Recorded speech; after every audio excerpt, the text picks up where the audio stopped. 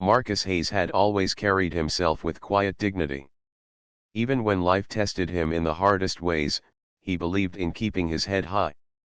Born and raised in a small neighborhood where everyone knew each other's names, he grew up with big dreams of serving his country. He joined the army when he was barely out of high school, full of energy and hope. He served with courage, and for years the uniform gave him not only purpose but also a sense of belonging. But service came at a heavy price. A roadside explosion during deployment left him with serious injuries. His back was damaged permanently, and every step he took afterward was marked by pain. He could still walk, but only with a cane, and standing for long periods was nearly impossible. Along with the physical wounds came the quiet battles of the mind, memories he couldn't erase and nights without rest. By the time Marcus returned home for good, life was not the same. Once the strong young man who could carry others on his shoulders, he now found himself struggling with tasks most people didn't think twice about. Despite the difficulties, he tried to rebuild his life.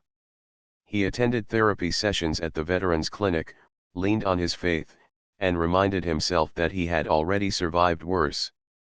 But even survivors stumble. Bills piled up, paperwork deadlines slipped by, and the confusion of dealing with government forms became overwhelming. Marcus had never been careless, but one missed document led to another, and soon, the mistakes turned into legal trouble.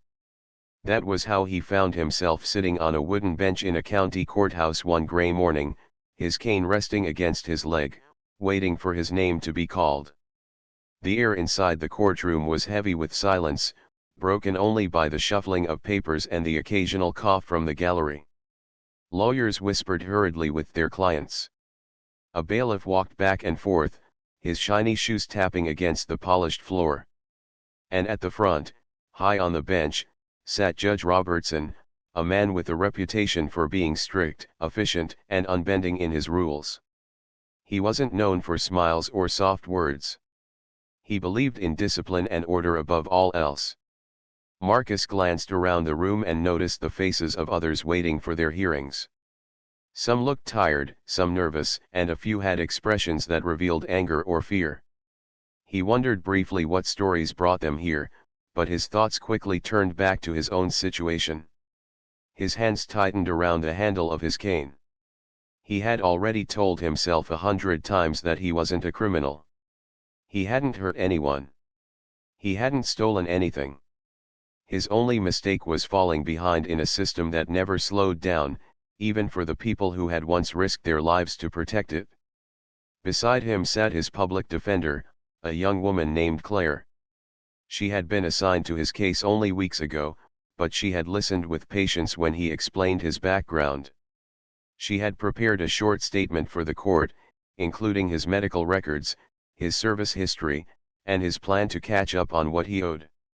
Claire had reassured him that judges usually listened, especially when they saw someone trying to take responsibility. Still, Marcus wasn't so sure. He had seen how quickly people judged by appearances. In this courtroom, he was just another case number, not a veteran who once saluted the flag with pride. The clerk called out the next name, and Marcus knew it was his turn. He slowly pushed himself up from the bench, using his cane for support. His back throbbed with the familiar ache, but he ignored it. With careful steps, he walked toward the front. Each tap of the cane echoed in the quiet room, drawing a few curious glances from those seated behind him. He kept his eyes forward, determined not to let anyone see the discomfort etched on his face. When he reached the table, he placed his cane beside him and waited. Judge Robertson adjusted his glasses and looked down at the file. He read the name aloud, his deep voice filling the room. Without looking up immediately, he spoke the words that carried weight in every courtroom: "Stand for sentencing." The words landed heavier than Marcus expected. He knew this moment would come, yet his heart tightened in his chest. Standing for sentencing was a formality, a tradition that showed respect to the court. But for Marcus, standing was never simple. Holding his body upright for long minutes felt like carrying a mountain on his back. He thought about asking for permission to remain seated, but something inside him resisted. He had always tried not to look weak. He had survived battlefields where standing meant survival, and sitting meant vulnerability. His hesitation stretched for only a few seconds, but in that quiet space, the tension grew. People in the gallery shifted uncomfortably. Some whispered to one another, wondering why he didn't rise immediately. The bailiff leaned forward, ready to enforce the order if needed. Claire started to speak, ready to explain his medical situation, but Marcus lifted his hand gently, signaling her to wait. With slow determination, he placed one hand firmly on the table and pushed himself upward. His cane wobbled, slipping slightly on the smooth floor, but he caught his balance. His muscles trembled as pain surged through his spine. For a moment, he thought he might collapse back into the chair, but he gritted his teeth and forced himself upright. As he straightened, his loose shirt shifted, revealing just enough for the judge and those nearby to see the rigid outline of his medical brace. The scars peeking above the collar spoke louder than any lawyer could. They were not marks of carelessness but of sacrifice. The room fell into silence so complete that Marcus could hear his own unsteady breathing. He stood there, not with pride but with sheer determination, his eyes fixed forward. In that instant, the courtroom was no longer just a place of law, it became a stage where unseen struggles were suddenly visible to everyone watching. And though Marcus had not spoken a single word yet, his effort told a story far more powerful than any prepared statement. The room stayed quiet after Marcus stood. It was the kind of quiet that has weight. The judge looked up from the file at last. His eyes were steady, his face still. He did not speak right away. Marcus felt the pause like a test. He kept his feet planted, one hand on the table, the other relaxed at his side. His breath was slow but heavy. He told himself to take it one breath at a time. He had learned that trick in therapy. One breath. Then the next. The clerk began to read the notes of the case. The words were dry and flat, like weather reports. Missed filing. Past due fees. A failure to appear on an earlier date when Marcus had been at a medical appointment. A notice mailed to an old address he no longer used. A fine that grew larger with penalties. None of it sounded personal, even though all of it had come out of his crowded, complicated days.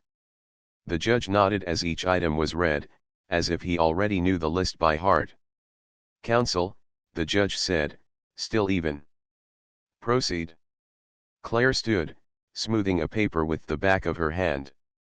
She was calm, but Marcus could see a small pulse beating at her temple. "Your Honor," she began, "Mr. Hayes is taking responsibility for the late filings and fees. We have a plan to catch up. I've also submitted medical documentation regarding his back injury and ongoing treatment schedule, as well as a summary of his fixed income and transportation needs." The judge lifted the file a little higher. "I have the documents," he said. "But before I look at them, I want the facts clear. Why were deadlines missed? Why were notices ignored?" Marcus kept standing. Claire answered without hurry. "Mr. Hayes receives disability payments and attends physical therapy 3 times a week. He was moved between clinics, and some appointments were rescheduled without clear notice. He also moved apartments to reduce costs. A notice went to the old unit and was returned. When he realized the error, he tried to call the office but was placed on hold several times and never reached the right person. That is not an excuse, it is the context." The judge's gaze did not soften. "Context does not pay fines," he said. "That's correct, Your Honor," Claire replied. "Which is why Mr. Hayes has brought a budget and a payment plan. He can pay a set amount every month. He is also prepared to complete community service hours in a setting that does not aggravate his injury." The judge turned one page, then another. "What kind of service?" "The Veterans Clinic has a list," Claire said. "He can assist with intake, phone support, or distribution days at the food pantry they run. A few people in the gallery shifted. Someone tapped a foot. Someone else whispered and was hushed by the bailiff. Marcus felt sweat beat at the back of his neck. He wished he could sit for just a second, but he stayed upright. The cane stood close to his knee like a faithful friend. His shirt brushed against the brace, a stiff reminder of limits he did not choose. The judge closed the file for a moment and looked at Marcus. "Mr. Hayes, is it true that you were stopped by an officer while driving on an expired registration?" "Yes, Your Honor."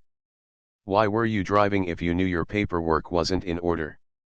Marcus wet his lips. His voice came out low but clear. "I was taking groceries and medication to a neighbor who doesn't drive, sir. I knew the sticker was out of date. I believed I had paid. It turned out I only paid part of the fee online and missed another step. That is my mistake." "Did you receive reminders?" "I received some emails," Marcus said. "I missed them during a week when I had new medication, and it made me groggy. I should have been more careful." The judge watched him closely. "And when you missed the earlier court date?" "I had a medical evaluation that day," Marcus said. "I tried to reschedule. I did not get through. I chose the evaluation because it affects my treatment plan. I should have notified the court again. I didn't. That's also on me." There was no anger in his words. There was only the tired honesty of someone who had carried too many small burdens until they became one heavy one. Claire glanced at him, a quick look that said thank you for being straightforward. The judge opened the file again. "The court must be fair," he said, more to the room than to anyone in particular. "Fairness is not only empathy. Fairness is also procedure. It is order.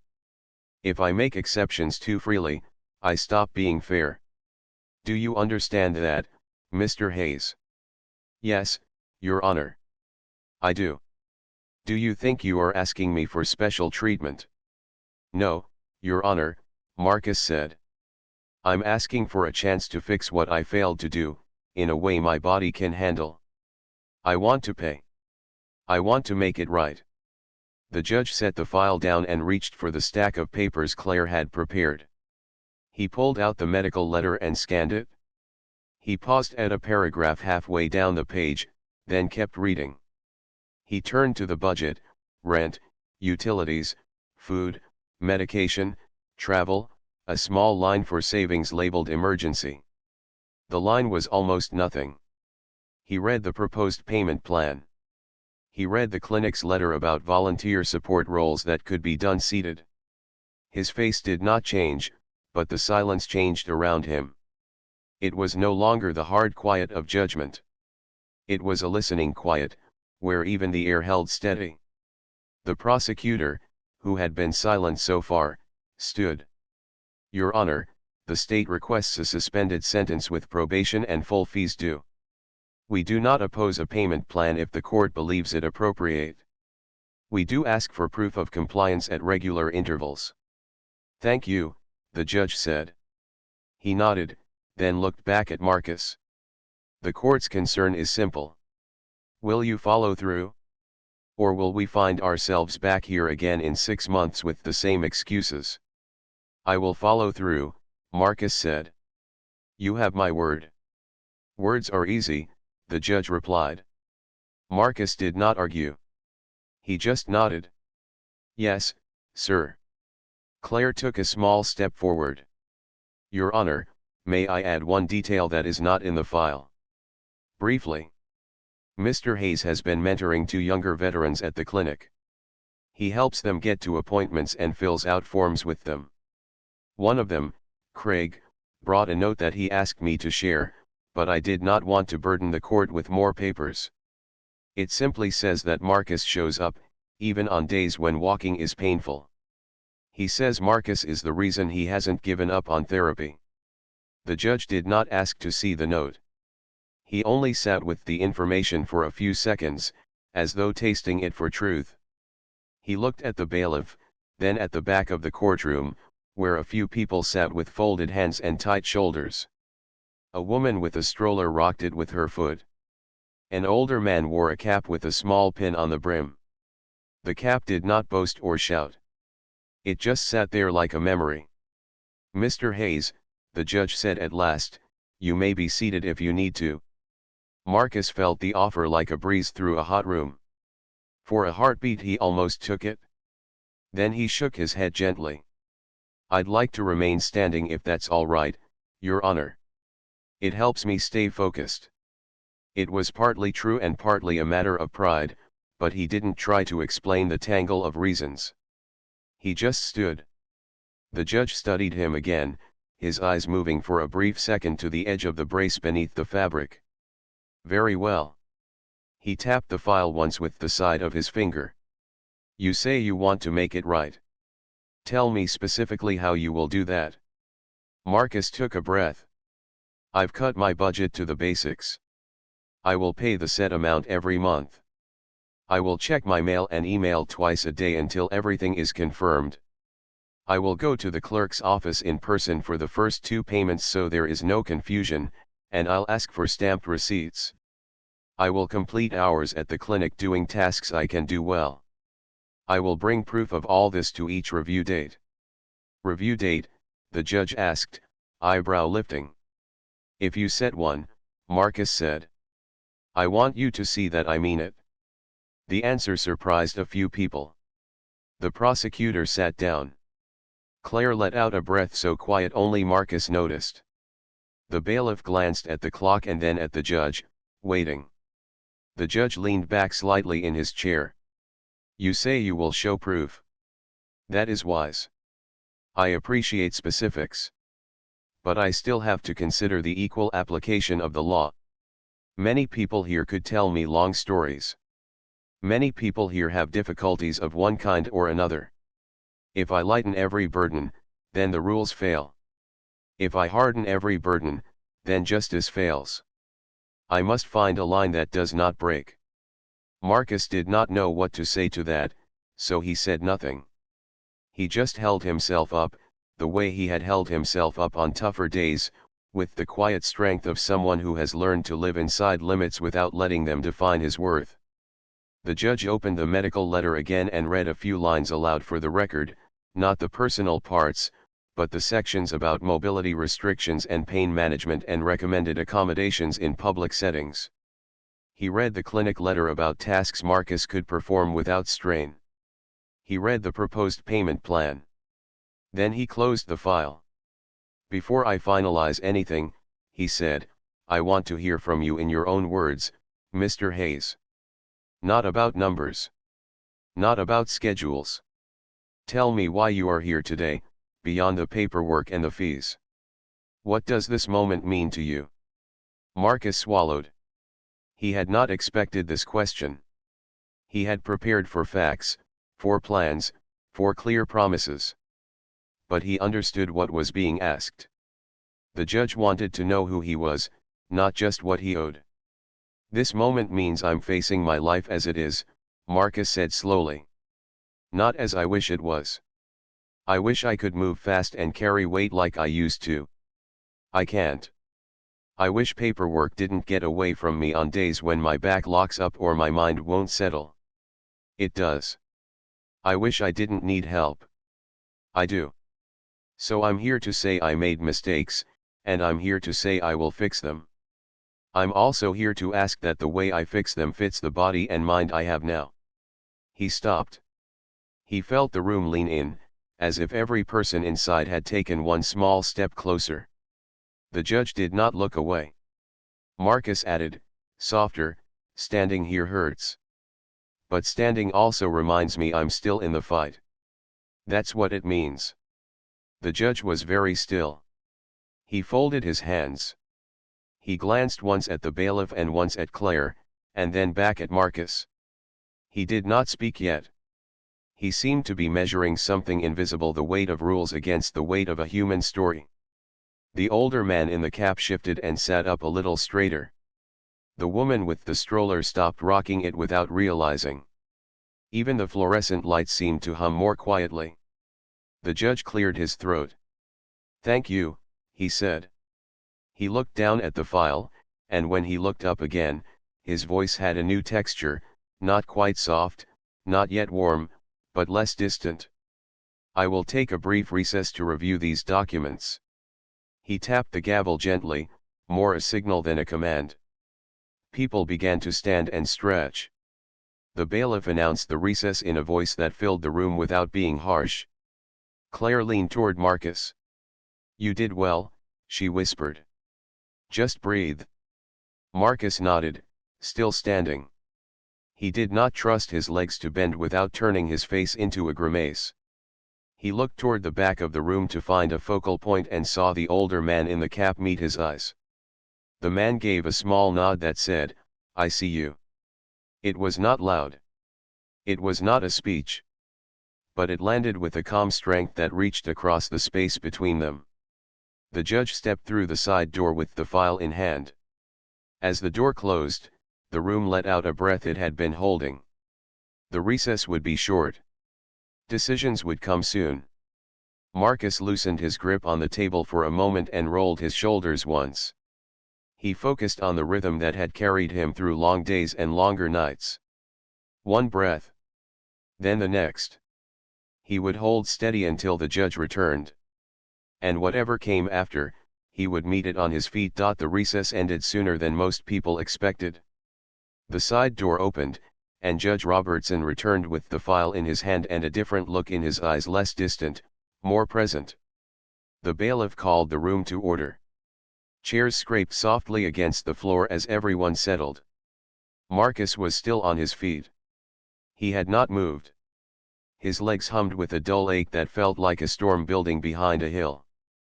He locked his knees for a second too long, then eased them again the way his therapist had taught him, small adjustments, gentle breaths. "Mr. Hayes," the judge said, voice steady but not hard, "you may sit if you need to." Marcus met his eyes and nodded once. "Yes, Your Honor." He reached for the chair. His hand shook more than he wanted it to. The cane slid a little, and the bailiff, who had been stone still all morning, stepped forward without a word and held the chair in place. It was a small kindness that no one in the room missed. Marcus lowered himself with care, the brace pressing against his back like a firm hand saying, "Easy now."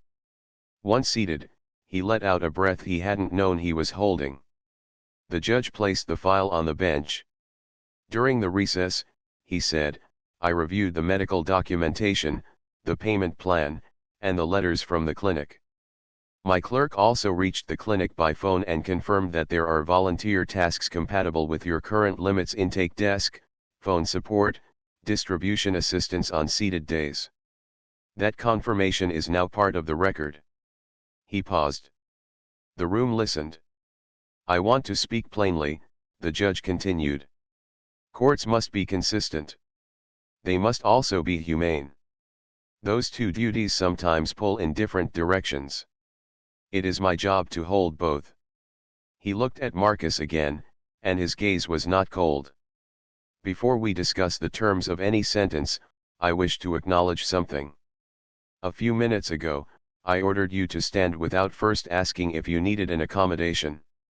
That was a mistake." He did not raise his voice, but the words filled the room. "Respect for this court includes respect for the bodies of the people who appear before it. I regret that I did not ask first."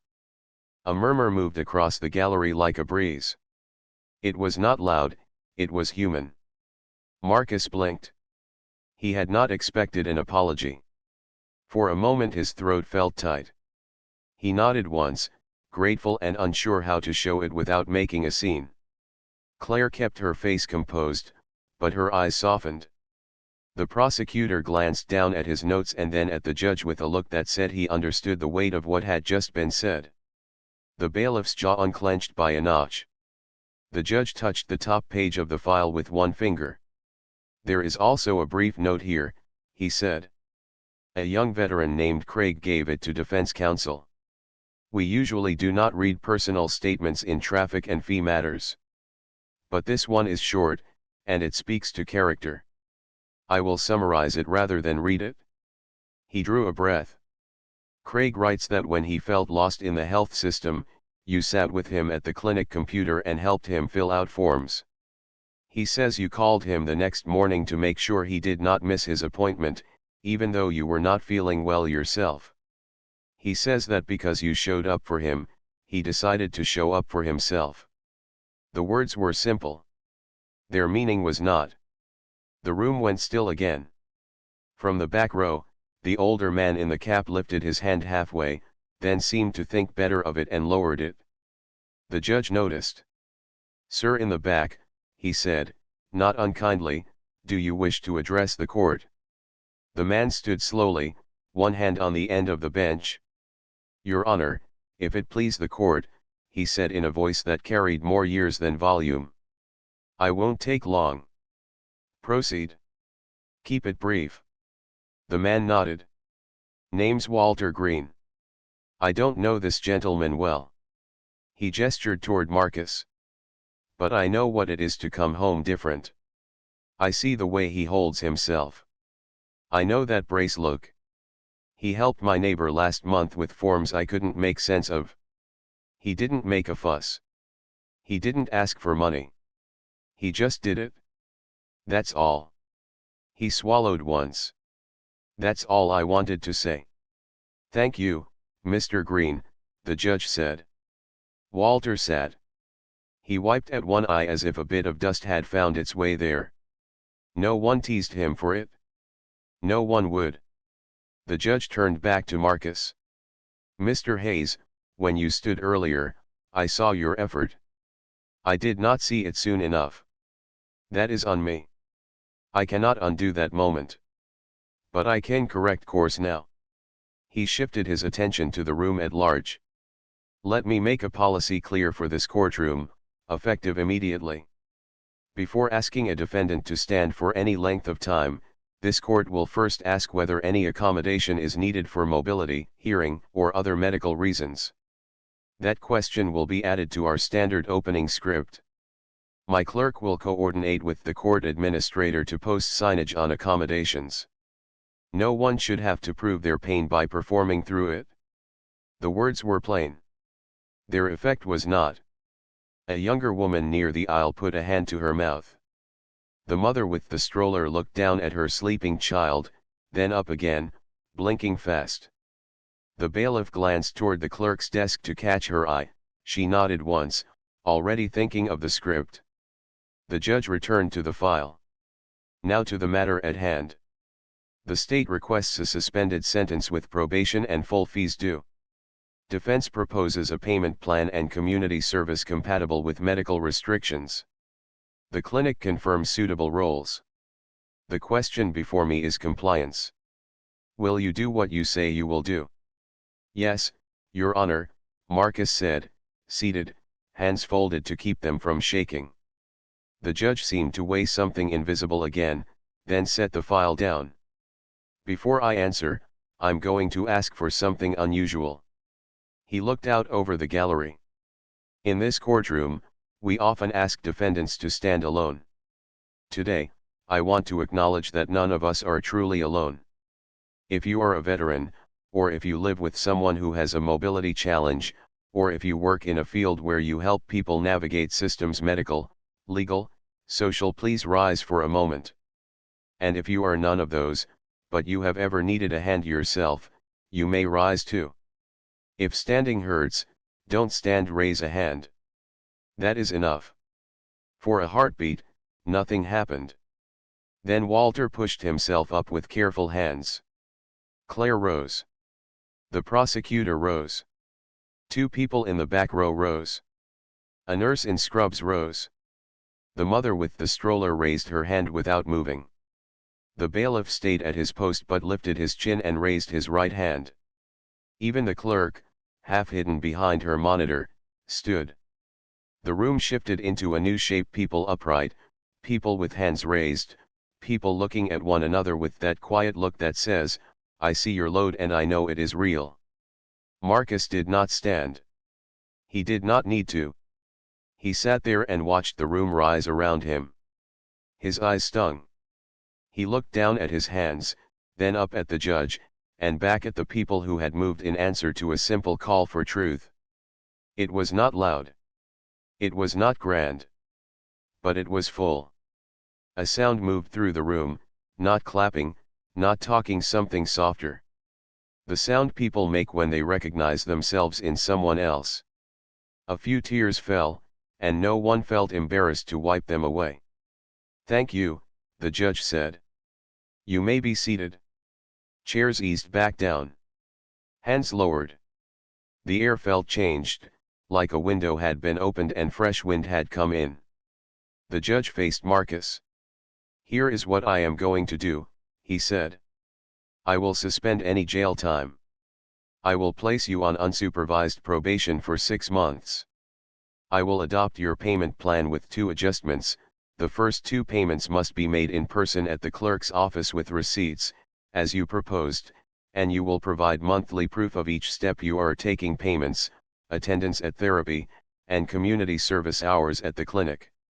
Marcus nodded, listening hard so he would not miss a single detail. "You will complete your community service seated unless a medical professional clears otherwise. You will not be assigned tasks that require lifting or prolonged standing. The clinic understands this." "Yes, Your Honor. There will be review dates every 8 weeks. On those dates, bring your receipts and a brief letter from the clinic. If you keep to this plan, at the end of 6 months the court will consider converting remaining fees to additional service hours, if the law allows. If you fail to keep to it, we will revisit. Do you understand?" "I do. And one more thing," the judge said, and then he did something that surprised everyone. He took off his glasses and set them down, as if removing a small barrier. "When I ordered you to stand, I did it out of habit. Habit is not always wisdom. For that, I am sorry." The room was quiet again, not heavy now, but bright in a modest way, as if someone had turned on a lamp in a dim hallway. "Thank you, Your Honor," Marcus said. The words came out soft. He cleared his throat. "I appreciate the chance. I won't waste it." Claire leaned toward him and whispered, "We'll map the dates tonight, step by step." He nodded. The prosecutor stood. "Your Honor, the state accepts the court's conditions and asks only that Mr. Hayes be reminded to update his address and email with the clerk to prevent further notices going astray." "Good point," the judge said. "Mr. Hayes." "I will update them today," Marcus replied. "Very well." The judge glanced at the clock, then back to Marcus. "I will enter the order now. Please remain seated. The clerk will provide you with copies and dates before you leave." He lifted the gavel slightly, then paused. "Actually," he said, looking out at the room once more, "before we close this matter, I want to mark this moment with something simple. Not a speech. Just a sentence. The court sees you, Mr. Hayes. We see your effort. Make good on it." He tapped the gavel once. The sound was not sharp, it was just enough. As the formal words rolled, case number, order entered, dates to follow, the room seemed reluctant to return to ordinary time. Walter stood again with careful knees and gave Marcus a small nod. Claire squeezed Marcus's shoulder, respectful and brief. The bailiff, professional as always, stepped closer and set a bottle of water within easy reach, a practical kindness. Marcus lifted the bottle and smiled a little without showing his teeth. He took a sip and let the coolness sit on his tongue. He looked up at the judge and saw, just for a second, a glimmer in the older man's eyes that matched the shine in his own. It wasn't about victory. It wasn't about pity. It was about something steadier, 2 people on opposite sides of a bench agreeing that dignity is not a favor. It is a baseline. The clerk called the next case. People shuffled and whispered. Life flowed forward the way it always does. But for those who had been there, the morning would carry a different color. They would go home and tell someone, something happened in court today. It was small, but it mattered. And they would be right. Marcus straightened in his chair, checked that his cane was within reach, and breathed in deep and slow. The pain was still there. It always would be, some days more than others. But the weight felt lighter. Not because anything magical had happened, but because, for once, the system had made room for the shape of a real life. He pressed his palm to his thigh to steady a tremor and thought of the steps ahead: clerk's window, receipts, calls to the clinic, dates on a calendar, alarms set in his phone. Simple things, done on time, with care. He glanced once more toward the back row. Walter tipped his cap, not as a salute, not as a ceremony, just as an old habit of respect. Marcus answered with a small nod of his own. Then he faced forward again, ready for whatever came next. The days after court felt like learning a new rhythm. Marcus left the building with a folder of dates and rules and, strangely, a lighter heart. He did not go home first. He went straight to the clerk's window to make the first payment in person, just as he'd promised. The line moved slowly. He stood when he could and sat when he needed to, careful with his back. When his turn came, he slid the exact amount under the glass and asked for a stamped receipt. The clerk stamped it with a solid thump. He watched the ink dry and tucked the paper into a clear sleeve, then into a simple binder he had labeled in block letters, Court and Clinic. Before leaving, he updated his address and email, repeating the details like a quiet mantra so they would stick. That night at his small kitchen table, he opened the binder again. He made a page for payments, a page for service hours, a page for therapy visits, and a page for notes.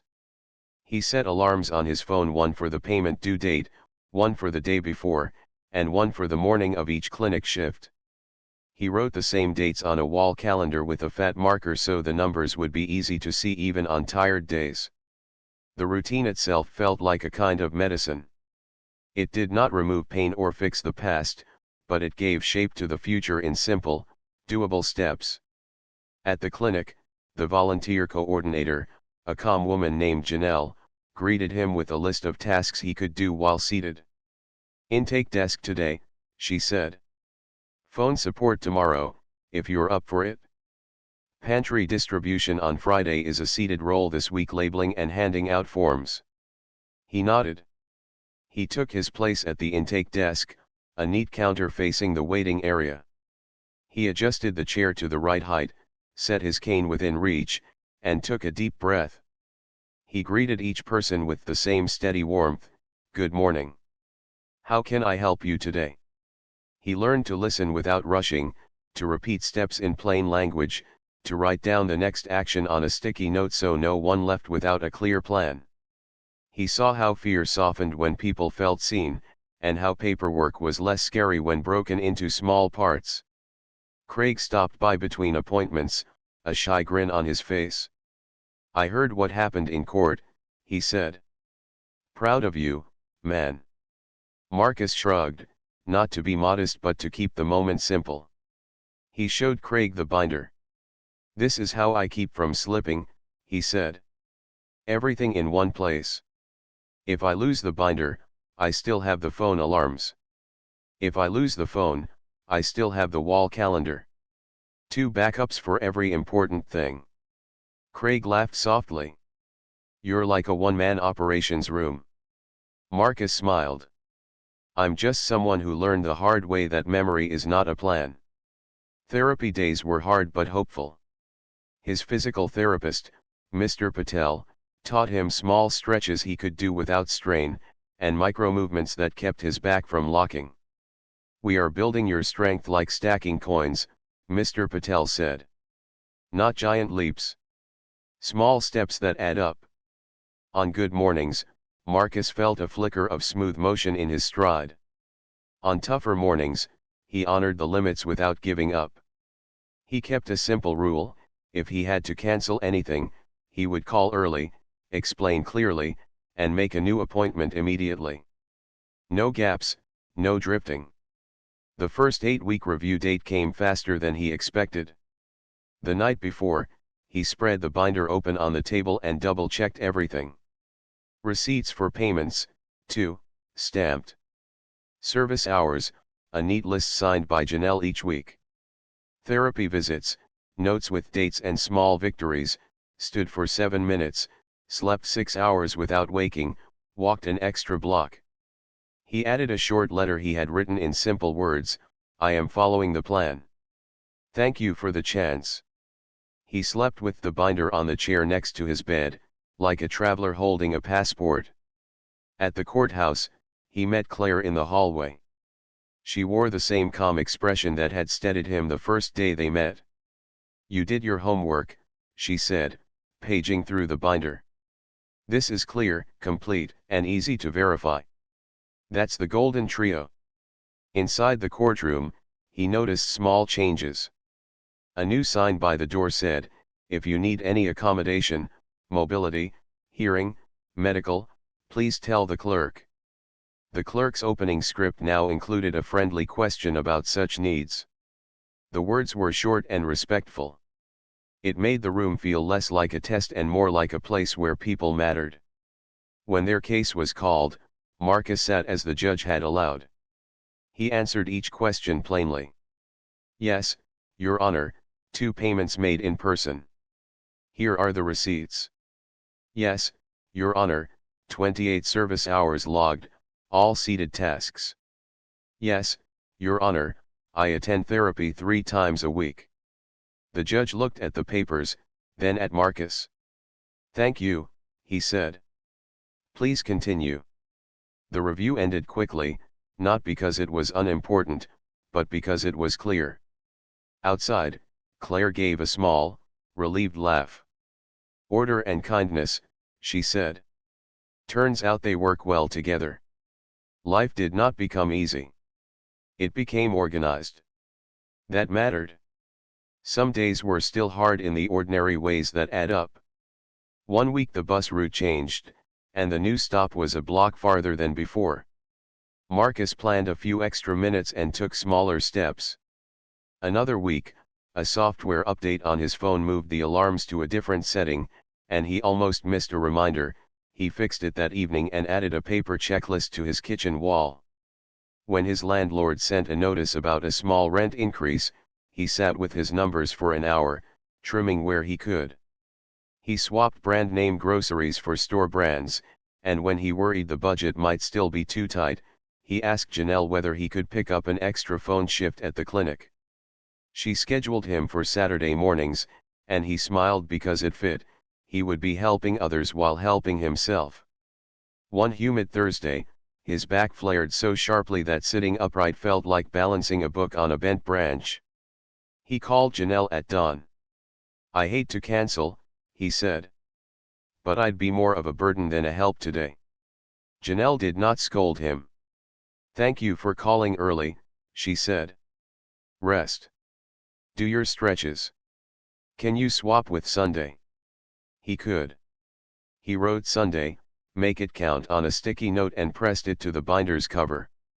On Sunday, he arrived 10 minutes early, did 2 extra hours on the phone, and helped a retired teacher set up her patient portal. He finished the call with a friendly checklist. 1. Write down your username. 2. Put your password in a safe place. 3. If you forget, call us. We'll walk you through it again. The teacher laughed. "You sound like my old principal." In a good way. The second payment month brought a different kind of test. He tried to pay online to save the trip, but the system rejected his card with a red error bubble. He checked his bank app and realized his card had expired. His cheeks warmed not with shame, just with the human feeling of "here we go again." He did what he promised he would do. He went to the clerk's window in person, paid with cash, got the receipt, and updated his card information that same afternoon. In the binder, he added a small "card expires no 2 months before the new date." The more friction he removed up front, the smoother the road felt. Word spread around the clinic that Marcus was good at turning big problems into small steps.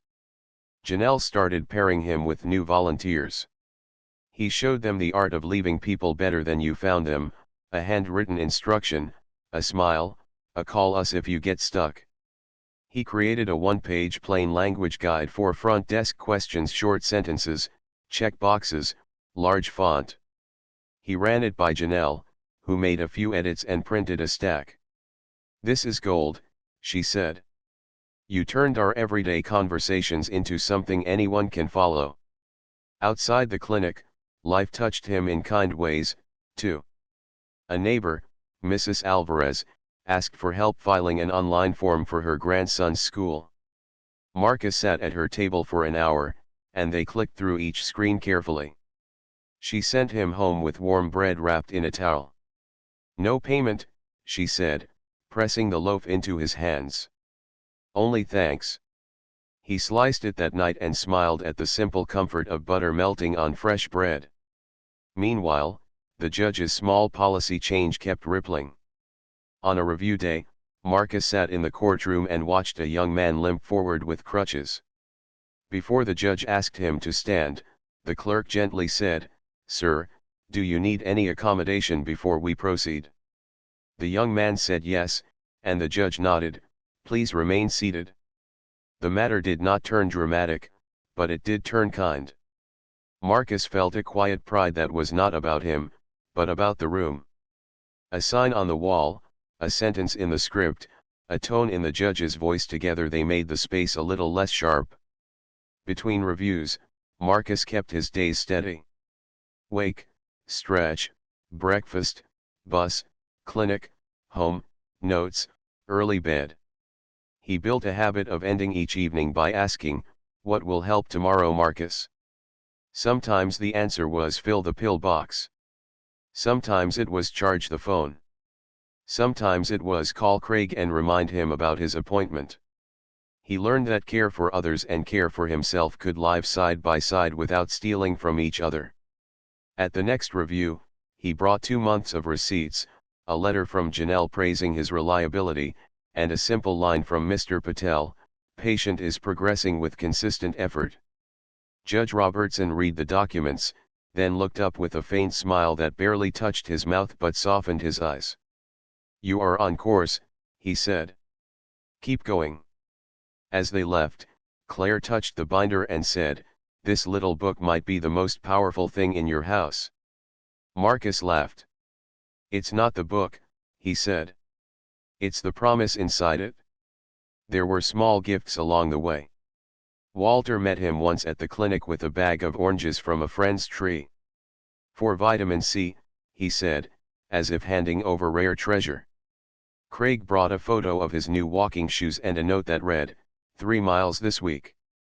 The retired teacher sent a thank you card with tidy handwriting and a line that made Marcus sit still for a long minute, "You turned my worry into instructions." As the final review date drew near, Marcus added the last pieces to his binder, a running total of service hours, all neatly initialed, a payment ledger with no gaps, and a simple letter to the court in plain words, "I kept the plan. I learned to ask for help early. I learned to plan before panic. Thank you for treating me like a person, not just a case." He did not try to make it poetic. He did not try to impress. He told the truth in a clean line. On the evening before that final date, he sat by the window with a cup of tea. The city's sounds moved softly across the glass, buses sighing, neighbors talking, a door closing somewhere. He thought about the first day in court, about the order to stand and the weight of it, about the apology that followed, and about the room that rose together. He did not feel heroic. He felt steady. The road ahead would have bumps because all roads do. But he had tools now that he had not trusted before, a binder, a calendar, a circle of names, and the simple courage to say, "I need an adjustment," before the moment broke him. He set the binder on the chair again like a travel bag ready by the door. He checked the alarms, turned off the light, and lay down with care. In the quiet, he breathed the old rhythm that had carried him through the hardest mornings. One breath. Then the next.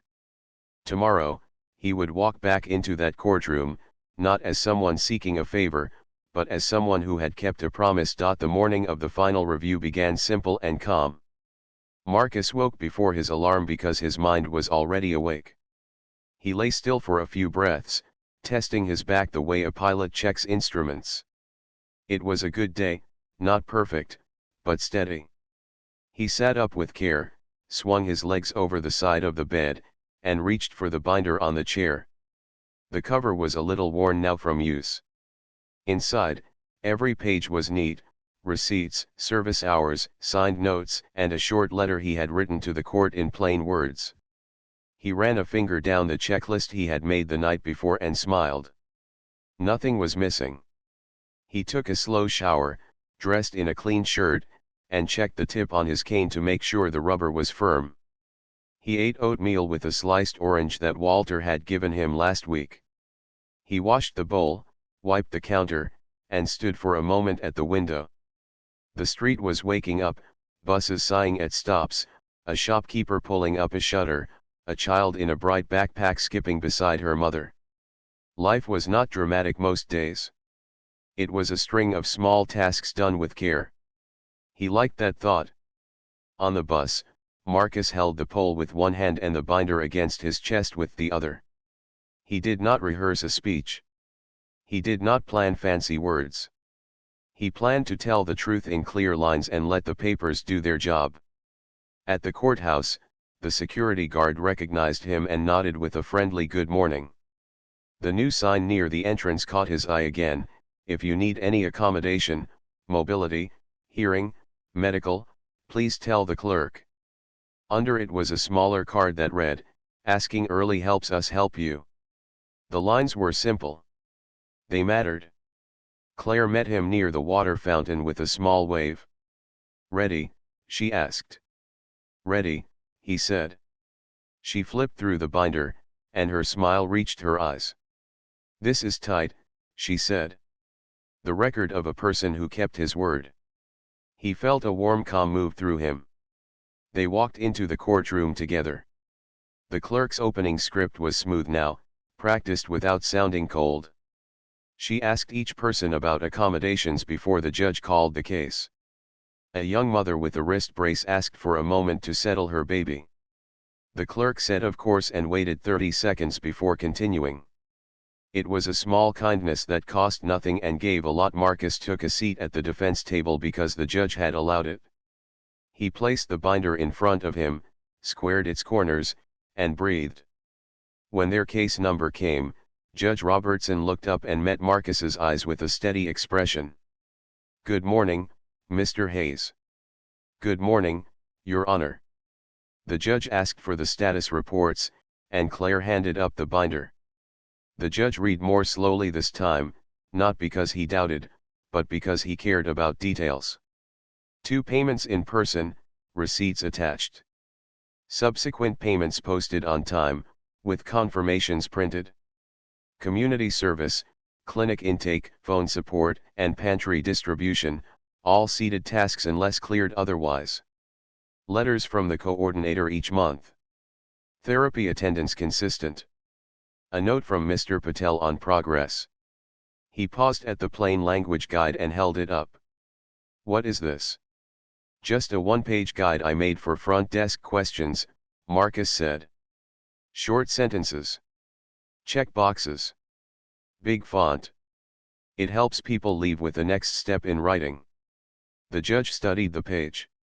"It is clear," he said, and then a hint of warmth lifted his voice. "I can understand it at a glance, which is the point, I suppose." "Yes, Your Honor," Marcus said. "That is the point." The prosecutor rose. "Your Honor, the state acknowledges full compliance and notes that Mr. Hayes has gone beyond the basic terms by contributing tools that help others navigate the clinic. We do not object to defense's request regarding conversion of the remaining fees, if the court determines it is lawful and appropriate." The judge nodded and set the guide back into the binder. "Before we close this matter," he said, "I want to take a minute to report something to this room. Since we added the accommodation question to our script and signage, we have had fewer disruptions and fewer missed hearings due to mobility or communication issues. People arrive more prepared. Tension is lower. Fairness feels less like a slogan and more like a practice. That is thanks to many hands: our clerk, our bailiff, our administrator, and also thanks to the courage of one defendant who stood here months ago and told the truth about what standing costs him. Let the record reflect that. The words were simple. They moved through the room like a soft wave. The bailiff's face stayed professional, but his shoulders eased. The clerk's pen paused over her notepad for a second longer than needed. Someone in the back dabbed at an eye with a tissue. It was not a spectacle, it was human. The judge looked back down at the file and then at Marcus. "Mr. Hayes, you have kept every condition faithfully. You have paid on time. You have shown up for therapy. You have completed and documented your service hours. You have given this court no reason to doubt your word." He folded his hands. According to the statute, the court may, upon full compliance and in the interests of justice, convert a portion of remaining fees to additional service hours. I am going to do that. We will convert the remaining balance to 12 hours at the clinic. Once those 12 hours are completed and documented, your fines will be marked satisfied. Your probation will terminate today. There will be no further reviews scheduled. The case will be closed. Marcus heard the words as if they were both near and far at once. He swallowed and nodded. "Thank you, Your Honor."